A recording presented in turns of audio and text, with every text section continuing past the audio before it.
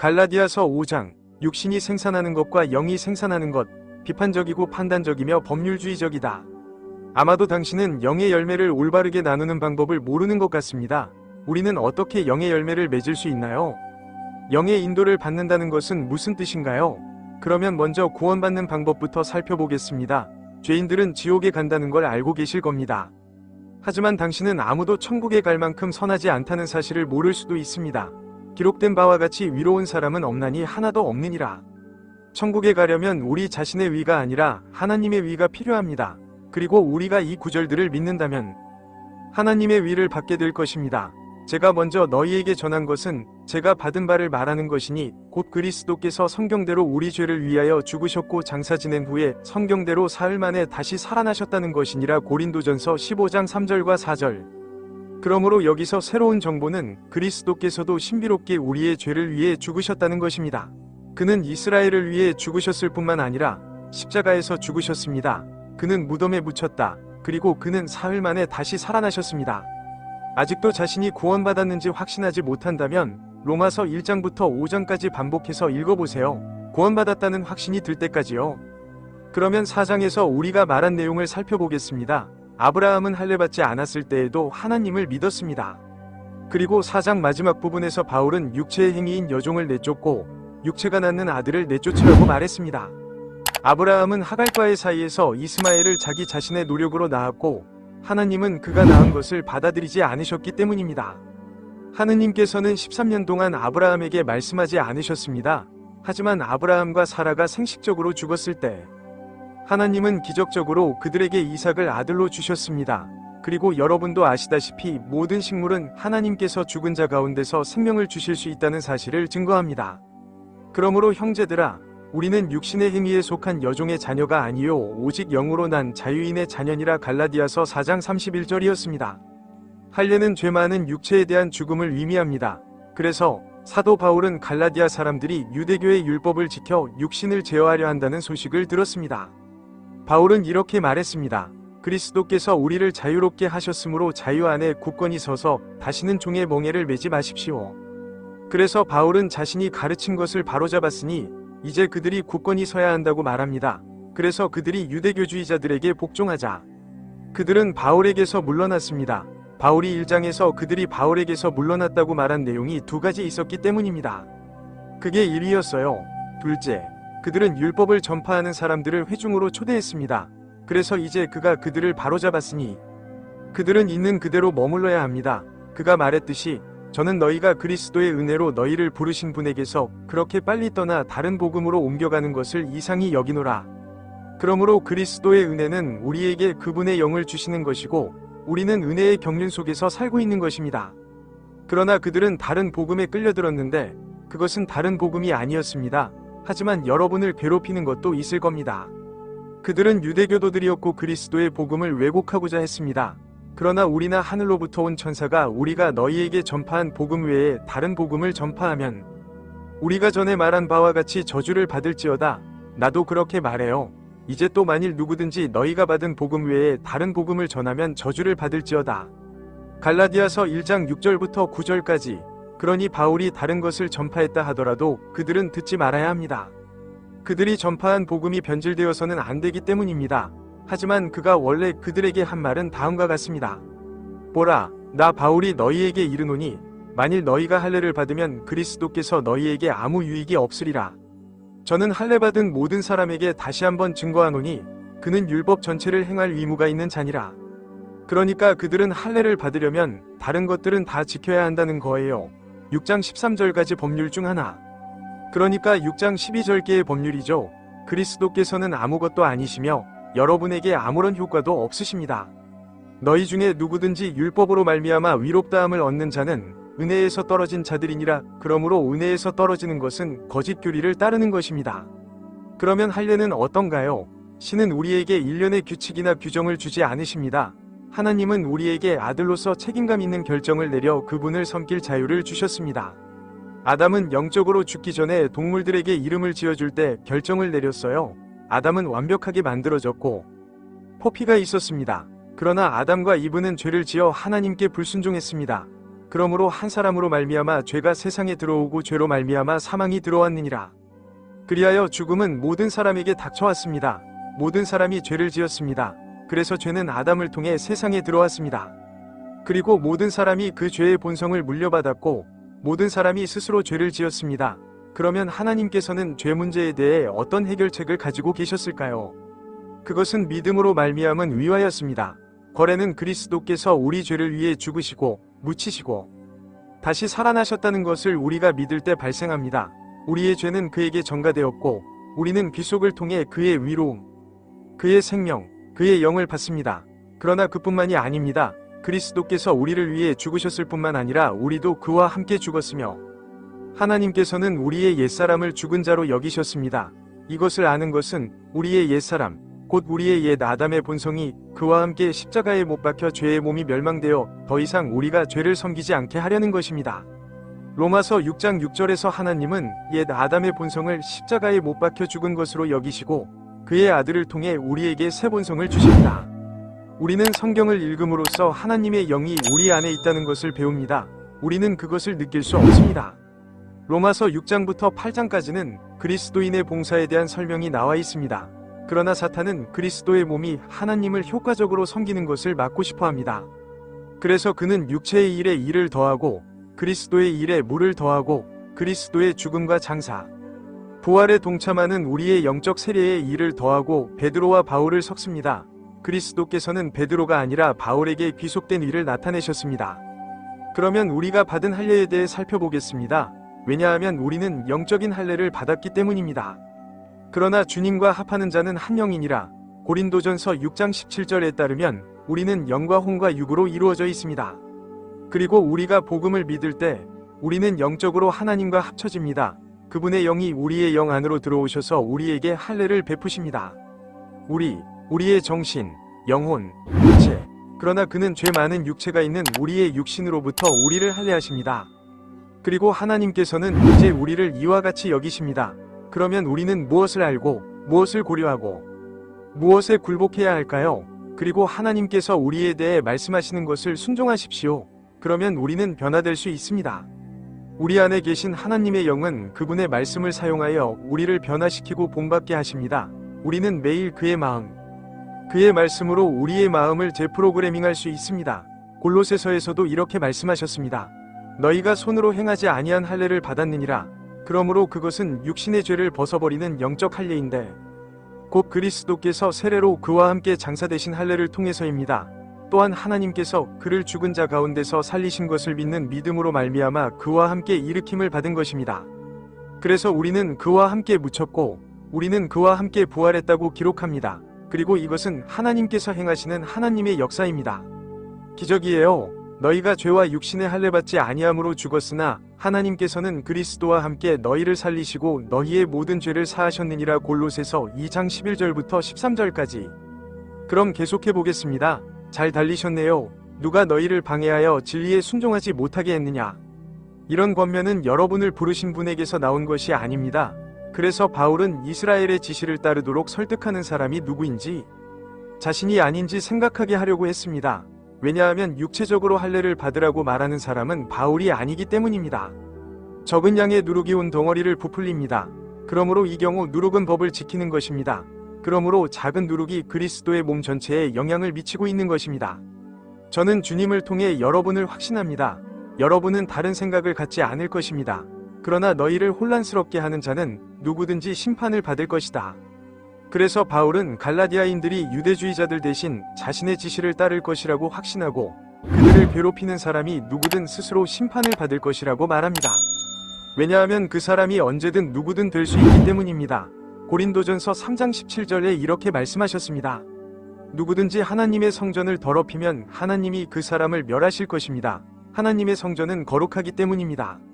당신들은 어느 사원입니까? 그러니까 하나님께서는 아시다시피 만약 그것이 자신의 말씀과 일치하지 않는다면 사람이나 그들의 일을 불태워 버리실 겁니다. 형제들아, 제가 아직도 할례를 전파한다면 왜 아직도 박해를 받겠습니까?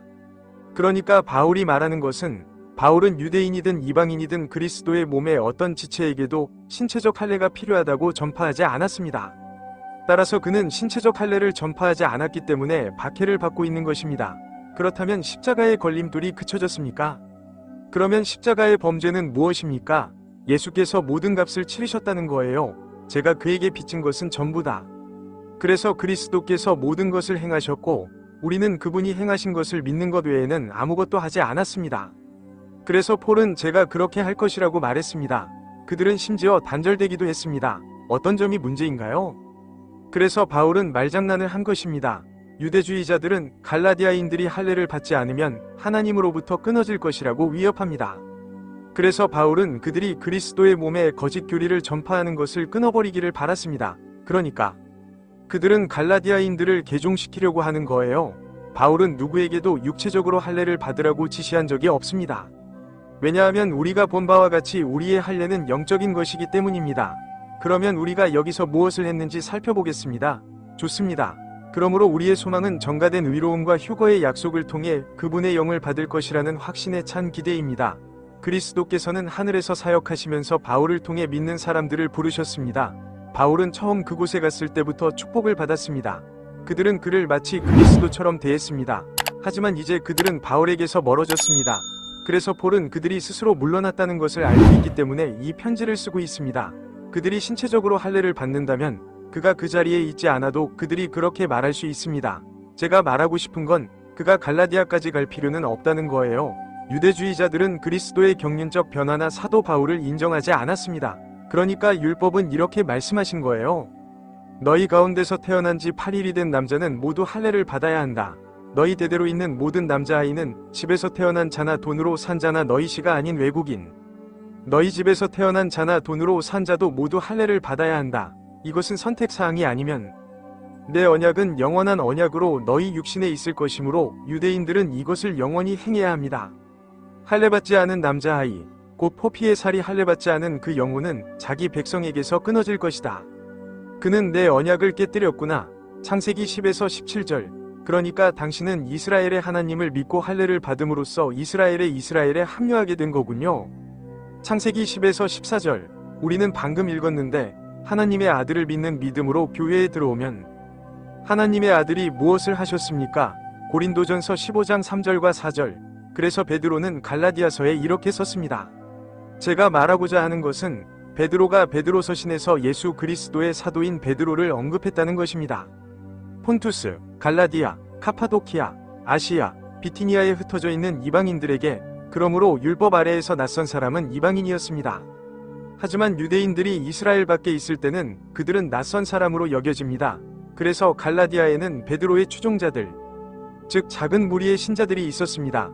그러므로 유대인들이 할례 외에 행해야 할 다른 육신의 행위는 물의 세례, 곧 죄를 공개적으로 고백하는 것입니다. 그들은 제사장 나라가 되어야 하며 짐승의 표를 받아서는 안 됩니다. 그러면 제임스는 무엇이라고 말했나요?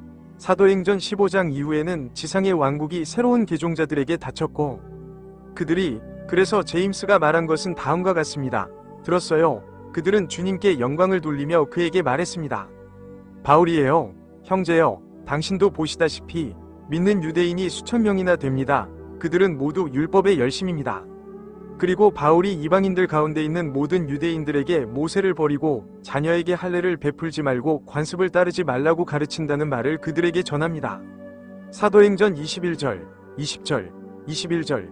그러므로 바울은 모든 유대인 무리가 할례를 받지 말라고 말한 것이 아닙니다. 그는 그리스도의 몸에 합류한 유대인들에게 말하고 있었습니다. 그러므로 할례를 받지 말고 자녀에게도 할례를 받지 말라. 사도행전 15장과 갈라디아서 2장에 나오는 예루살렘 공의회 이후 유일하게 유효한 복음은 바울의 복음이었습니다.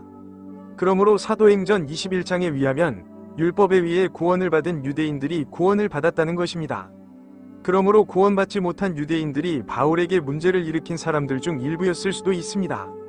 그래서 바울은 이스라엘에 가서 옛날의 관습에 반대하는 설교를 해야 했습니다.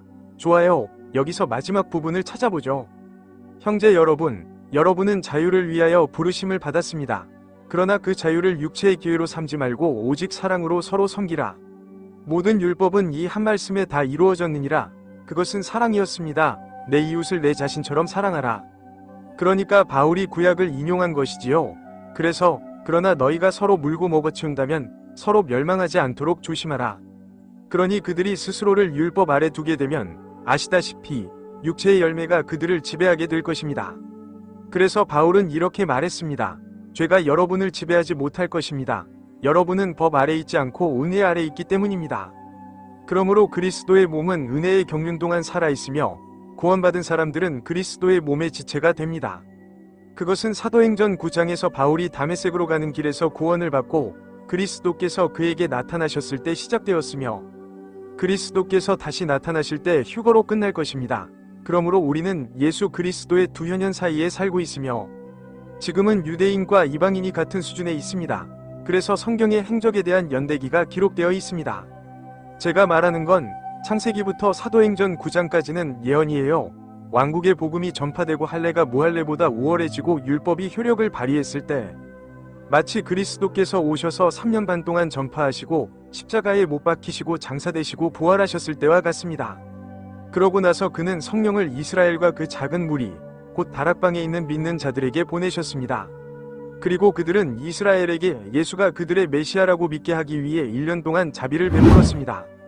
그리고 이것은 과거의 지상의 신자들에게도 마찬가지였습니다. 그리고 할례는 할례보다 더 위대했습니다. 그리고 휴거 후에 우리는 그리스도의 심판대에 갈 것입니다. 그리고 잠시 시간이 흐른 후 지연되었던 환난이 시작될 것입니다.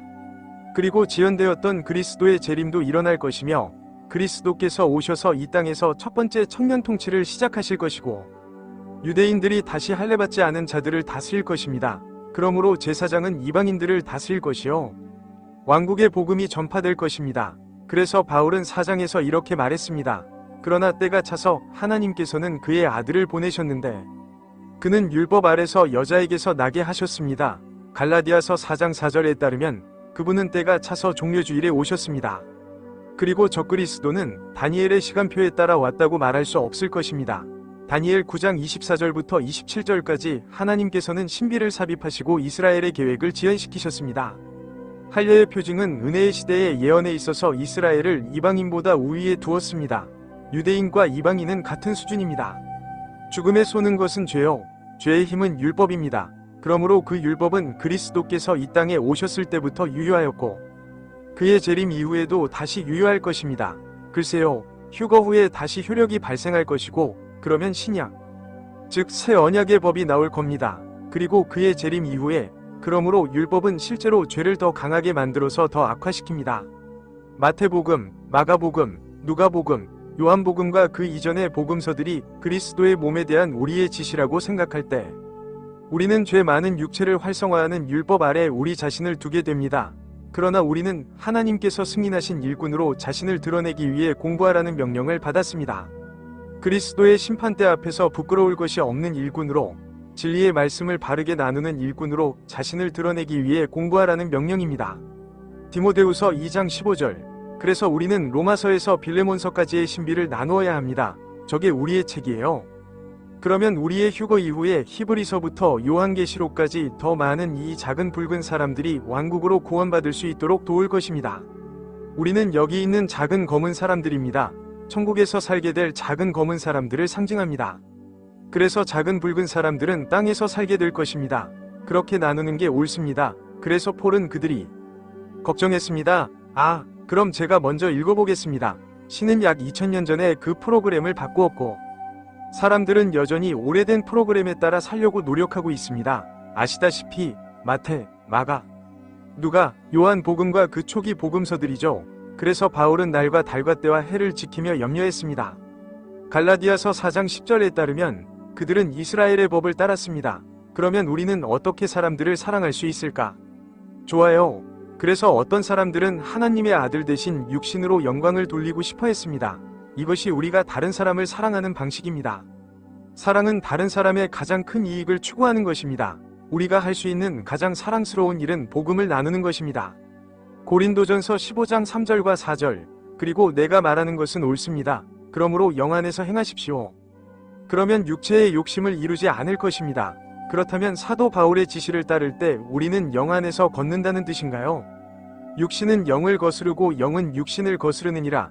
그리고 이 둘은 서로 반대되므로 너희가 원하는 것을 할 수 없게 됩니다. 아시다시피 육체와 영혼 사이에 갈등이 있습니다. 우리는 옳은 일을 하기를 원하지만 우리의 죄 많은 육신으로는 그렇게 할 수 없습니다. 그러나 너희가 영의 인도를 받으면 그렇지 아니하리라. 너희는 율법 아래 있지 아니하느니라. 그러므로 우리가 영의 인도를 받는다면 우리는 율법 아래 있지 않습니다. 영은 결코 여러분을 율법 아래로 인도하지 않을 것이기 때문입니다. 이제 좋아요. 전쟁이 일어났네요. 모든 신자 안에는 죄의 본성인 육신과 신성한 본성인 영 사이에 존재합니다. 우리는 타락한 몸으로 스스로 노력해서 하나님의 높은 기준을 지킬 수 없습니다. 타락한 몸은 우리에게 말씀하신 것과 반대되는 일을 합니다. 그러니까 젖은 페인트를 만지지 말라고 하면 우리는 만질 거예요. 약물을 사용하지 말라고 하면 우리는 약물을 사용하고 싶어 할 겁니다. 육신은 교만함을 나타내고자 하지만 우리에게는 그리스도의 나타나심이 필요합니다. 육체는 자기 노력이다. 타락한 옛 본성, 즉 아담의 죄 많은 육체를 사용합니다. 그렇다면 우리가 성경을 올바르게 나눌 때 우리는 영 안에서 걷는다는 뜻입니다. 우리는 그리스도 안에서 우리의 입장을 굳건히 지키고 사도 바울을 통해 부활하신 주님의 지시를 따라 살아야 합니다. 내면의 전쟁은 제가 내 안에서 율법을 지킬 수 있는가와 제가 지킬 수 없는가의 싸움인데 그리스도께서 저를 위해 율법을 지켜주셨습니다.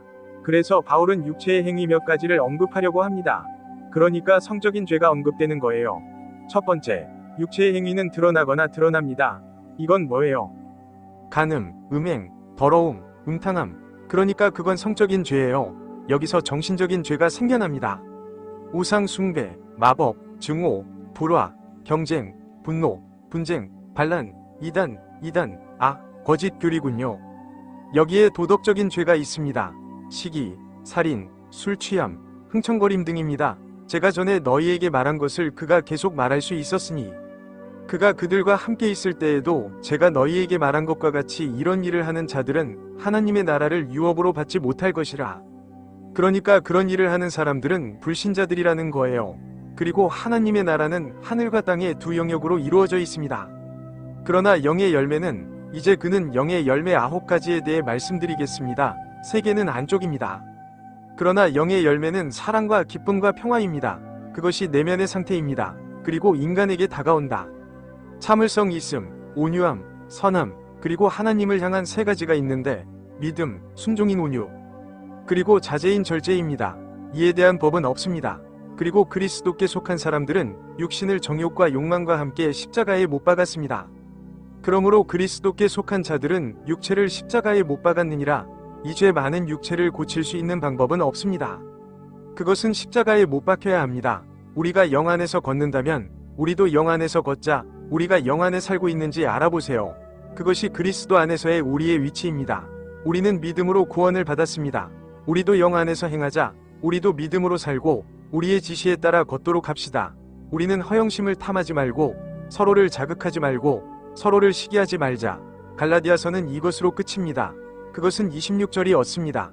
그러니 우리는 경쟁하거나 교만해지지 않을 거예요. 그래서 신자를 지배하는 본성은 우리가 가장 많이 먹이는 본성입니다. 로마서 6장 16절과 26절 그 구절들을 살펴보겠습니다. 너희가 누구에게 종으로 들여 순종하든지 너희가 순종하는 자에게 너희가 속한 줄을 알지 못하느냐. 곧 죄의 종으로 사망에 이르는지 순종의 종으로 위에 이르는지니라. 로마서 6장 16절. 그러니까 바울은 말합니다. 죄를 따라선 안 되고 순종해야 한다는 것을 알죠. 그러면 당신은 지침을 얻을 것이고 위로움을 얻을 것입니다. 그리스도께서 갈보리에서 십자가에서 행하신 일은 우리에게 영생을 위한 그분의 영을 주기에 충분했습니다. 어떠한 법도 영이 생산하는 것을 막을 수 없습니다. 오직 영의 열매만이 영원한 유익을 가져다 줍니다. 육신은 구원받지 못했으며 개혁될 수도 없습니다. 그것은 십자가에 못 박혀 죽임을 당해야 합니다.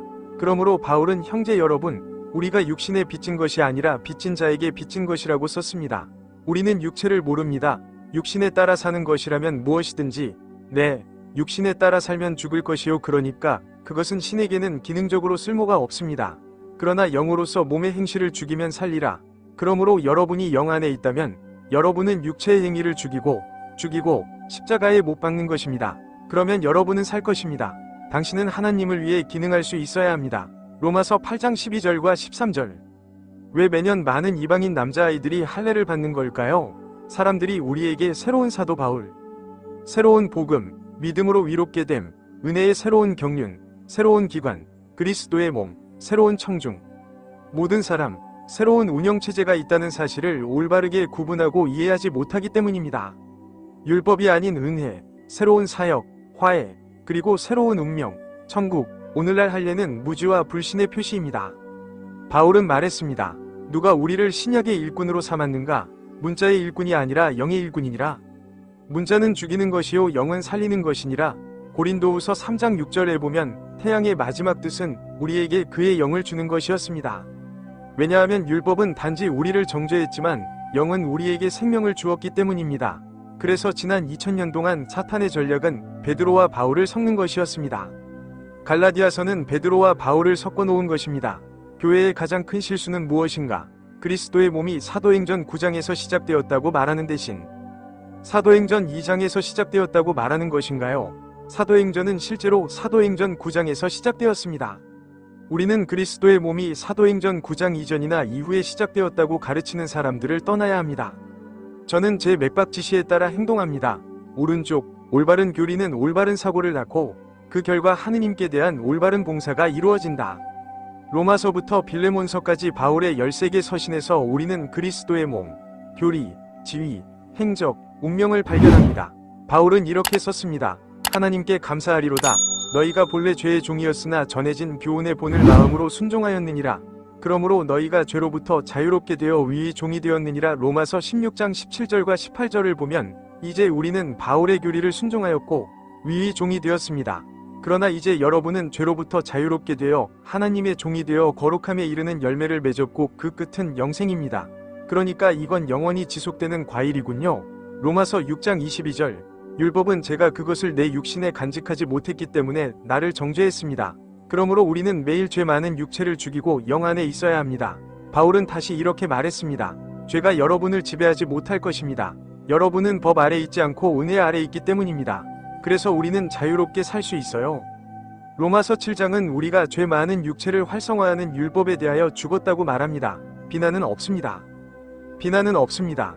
만일 우리가 사도 바울, 로마서, 빌레몬서를 통해 그리스도께서 우리에게 주신 지시에 순종하여 그리스도를 섬긴다면 우리 안에 있는 그분의 영은 율법이 산출하고자 했던 위로움을 산출할 수 있습니다. 그러므로 이제 그리스도 예수 안에 있는 자들에게는 정죄함이 없나니 이는 그들이 육신을 따라 행하지 아니하고 영을 따라 행함이니라. 알겠습니다. 로마서 8장 1절과 2절에서 바울은 이렇게 썼습니다. 그리스도 예수 안에 있는 자들, 곧 육신을 따라 행하지 않는 자들에게는 결코 정죄함이 없느니라. 우리가 육신의 행위가 아닌 영의 행위로 행하려 한다면 바울이 그리스도 예수 안에 있는 생명의 영의 법에 관하여 그리스도께서 주신 말씀을 믿는 것입니다. 그러니까 이건 새로운 법이에요. 우리는 그리스도 예수 안에서 생명의 영을 가지고 있습니다. 그의 생명이 우리 안에 계셔서 저를 죄와 사망의 법으로부터 자유롭게 하셨습니다. 그러므로 죄와 사망의 법은 육신으로 말미암아 약해져서 율법이 할 수 없는 것을 행하기 위한 모세의 율법이었습니다. 저는 죄 많은 육체를 가지고 있었기 때문에 율법을 지킬 수 없었습니다. 하나님께서는 죄 많은 육신의 모습으로 자신의 아들을 보내어 죄를 정죄하셨고 육신 안에서 죄를 정죄하셨습니다. 그래서 그리스도께서 십자가에 달려 죽으셨을 때 그분은 결코 죄를 지은 적이 없으시므로 육신으로 죄를 정죄하셨고 장미 안에 묻히셨습니다. 육신을 따라 행하지 아니하고 영을 따라 행하는 우리에게 율법의 위가 이루어지게 하려 하심이니라. 로마서 8장 1절부터 4절까지. 그러니까 오른쪽이죠.